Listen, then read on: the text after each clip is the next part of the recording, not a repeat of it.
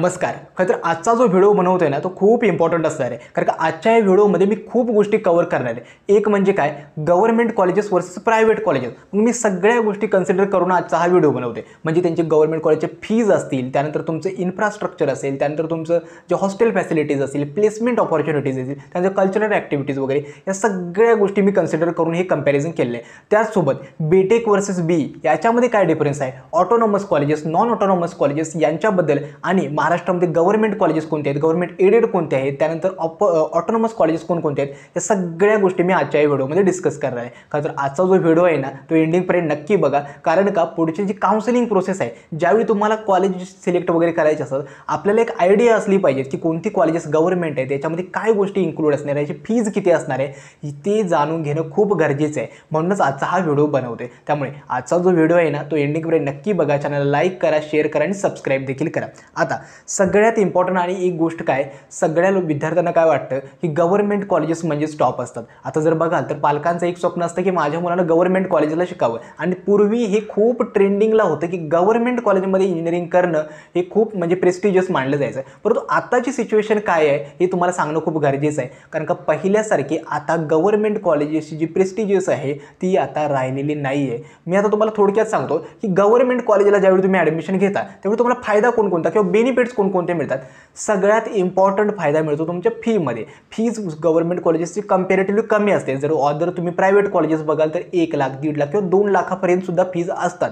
आणि तेच जर तुम्ही गव्हर्नमेंट कॉलेजेसची बघाल तर गव्हर्नमेंट कॉलेजेसची फीज जी असते ती कंपॅरेटिव्हली 80,000 किंवा काही 70,000 वगैरे असू शकते. आता फीजमध्ये पण 2 कंपोनेंट्स असतात, एक म्हणजे ट्युशन फी आणि डेव्हलपमेंट फी. आता मॅक्सिमम सांगतो की जी गव्हर्नमेंट कॉलेजेस आहेत त्यांची ट्युशन फी कमी असते, डेव्हलपमेंट फी जास्त असते, आणि जी प्रायव्हेट कॉलेजेस असते त्यांची जी ट्युशन फी जास्त असते आणि डेव्हलपमेंट फी कमी असते. म्हणजेच काय, ज्यावेळी गव्हर्नमेंट आपल्याला स्कॉलरशिप देतं, आता उदाहरणार्थ EWSचे विद्यार्थी आहेत किंवा ओपन कॅटेगरीचे विद्यार्थी ज्यांना EBC स्कॉलरशिप मिळते त्यांना 50% स्कॉलरशिप ऑफ मिळते. म्हणजे 50% जी स्कॉलरशिप ऑफ मिळते ती ट्युशन फीमध्ये मिळते, नाही डेव्हलपमेंट फीमध्ये. मग अशा विद्यार्थ्यांचा जो फीज आहे ती प्रायव्हेट कॉलेजेसमध्ये कंपॅरेटिव्हली कमी पडते आणि गव्हर्नमेंट कॉलेजेसमध्ये जास्त पडते. उदाहरणार्थ जर सांगायचं झालं तर COEP कॉलेजमध्ये 1,35,000च्या अराउंड फीज आहे. मग त्या 1,35,000 मध्ये तेच कॉलेजची जी फीज आहे त्याच्यामध्ये तुम्हाला डेव्हलपमेंट फी खूप जास्त मिळेल आणि ट्युशन फी कमी मिळेल. मग जे कॅटेगरीचे स्टुडंट असतात OBC, EWS किंवा ओपन कॅटेगरीचे ज्यांचं इन्कम बिलो 8 लाख आहे, अशा विद्यार्थ्यांनी हा बेनिफिट जास्त होत नाही,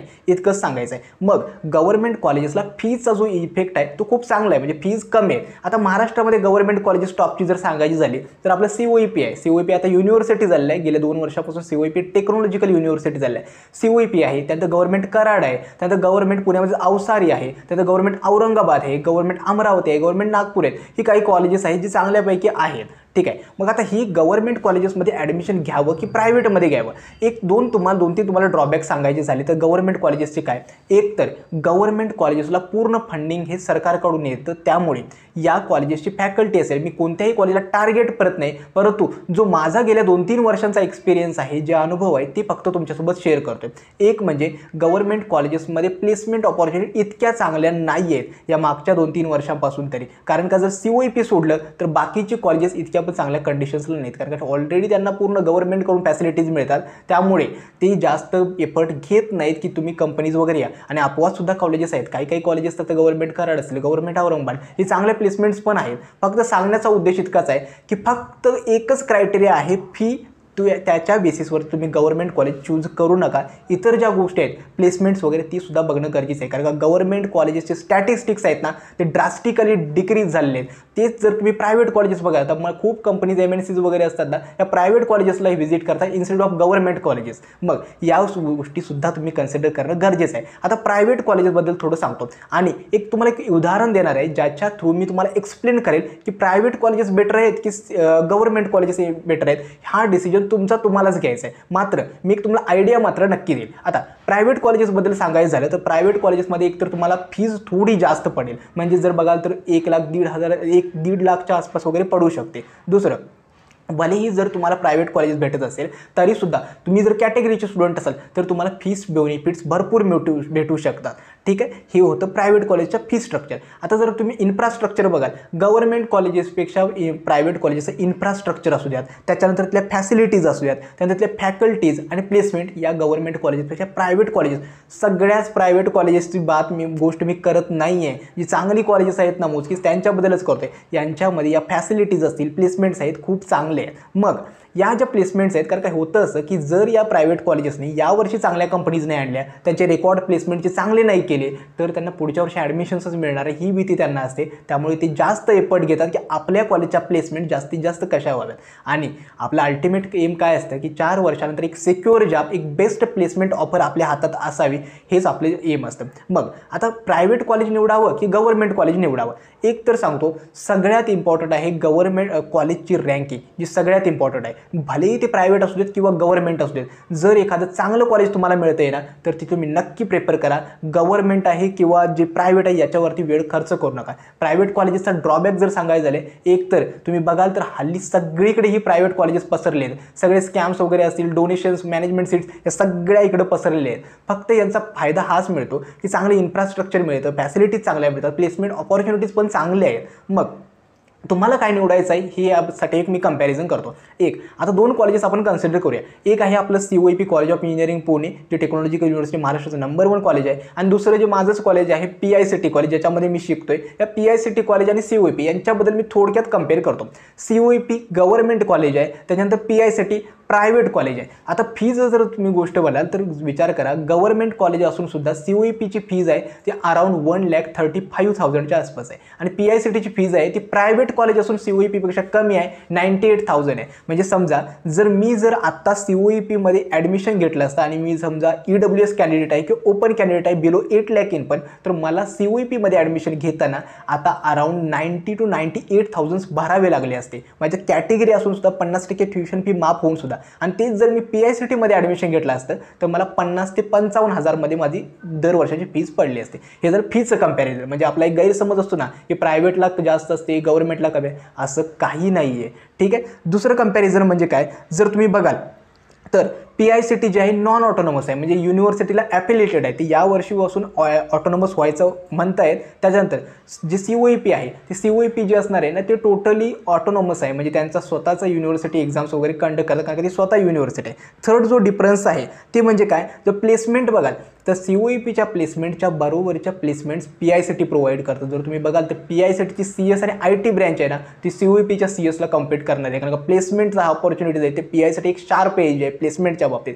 पुढचा जो डिफरन्स आणखीन एक मिळतो की COEPमध्ये PICTपेक्षा कल्चरल ॲक्टिव्हिटीज जे जास्त आहेत, म्हणजे क्लब्स वगैरे भरपूर वेळ आहेत एक्सप्लोर करायला. त्यांचा कॅम्पस असतील ते खूप चांगलं आहे, कारण का COEPसाठी कॅम्पस ऑपॉर्च्युनिटी खूप चांगली आहे. ठीक आहे.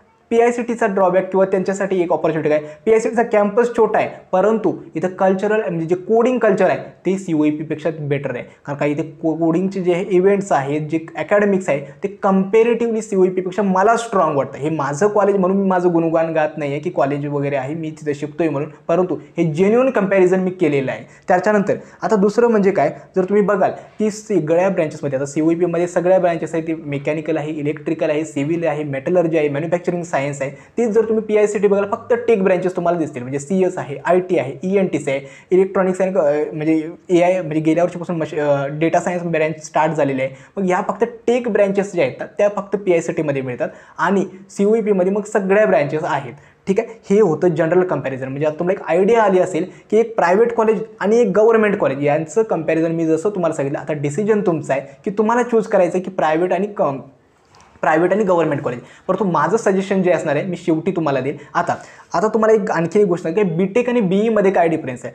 BTech जी आहे ना ही डिग्री प्रोव्हाइड करते, जी ऑटोनॉमस कॉलेजेस आहेत, जी प्रायव्हेट युनिव्हर्सिटीज आहेत ती BTech डिग्री प्रोव्हाइड करतात. आणि BE जी डिग्री आहे ती प्रोव्हाइड करतात जी कॉलेजेस युनिव्हर्सिटीशी जोडली गेलेली आहेत. उदाहरणार्थ COEP तुम्हाला BTech डिग्री प्रोव्हाइड करतं आणि PICT ही SPPU म्हणजे सावित्रीबाई फुले पुणे युनिव्हर्सिटीशी जोडले गेलेलं आहे. मग ते तुम्हाला काय करतं, BE डिग्री प्रोव्हाइड करतं. मग आता डिफरन्स काय, मोस्टली BTech हे टेक्नॉलॉजिकली ओरिएंटेड किंवा प्रॅक्टिकल नॉलेज बेस्ड आहे आणि तेच जर तुम्ही BE म्हणाल हे थिअरॉटिकल नॉलेजवरती बेस्ड आहे. मग याचा इफेक्ट काय होतो का, एक सांगायचं आहे, BTech आणि BE बघून जर तुम्ही कॉलेज चूज करताय तर ती खूप मोठी चूक करताय. ते करायचं नाहीच आहे. कॉलेजचं रँकिंग मॅटर करतं, BTech आणि BE नाही. तुम्ही विचार करा, भलेही PICT BE डिग्री प्रोव्हाइड करतं, परंतु प्लेसमेंट ऑपॉर्च्युनिटीज तर खूप चांगल्या मिळत आहेत ना, ते खूप गरजेचं आहे. मग ते BTech डिग्री प्रोव्हाइड करू दे, अगर BE करून देत, आपलं काय अल्टिमेट एम आहे, आपली चांगली प्लेसमेंट झाली पाहिजे. हे असणारे BTech आणि BE मधल्या डिग्री. आता ऑटोनॉमस आणि नॉन ऑटोनॉमस कॉलेजेस कोणकोणती, ऑटोनॉमस आणि नॉन ऑटोनॉमस कॉलेजेस कोणकोणते आहेत त्यांच्याबद्दल तुम्हाला थोडं सांगतो.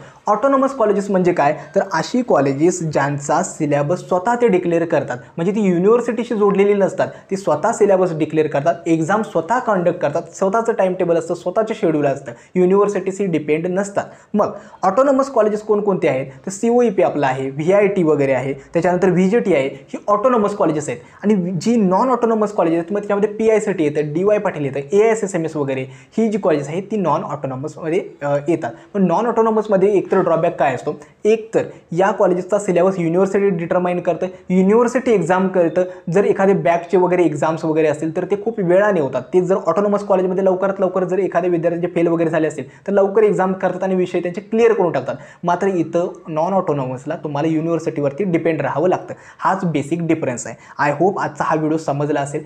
2-3 गोष्टी तुम्हाला आता कन्क्लूड करतो आणि बोनस टिप देतो.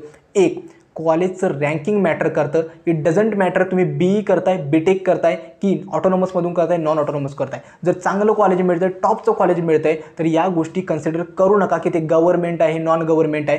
फीचं इश्यू येतं आहे नाही, काही विद्यार्थ्यांना एज्युकेशन लोन फॅसिलिटी अवेलेबल असते. मी त्यावरती नक्की व्हिडिओ बनवेल. त्याच्यामुळे सांगण्याचा उद्देश इतकाच आहे की चांगलं कॉलेज आणि चांगली ब्रँच ही सिक्युअर करा. या गोष्टींकडे जास्त लक्ष देऊ नका की मला BTech मिळतं आहे, मला BEच घ्यायचं वगैरे वगैरे. या गोष्टी जरा राहू देत बाजूला. आय होप तुम्हाला आजचा हा व्हिडिओ आवडला असेल.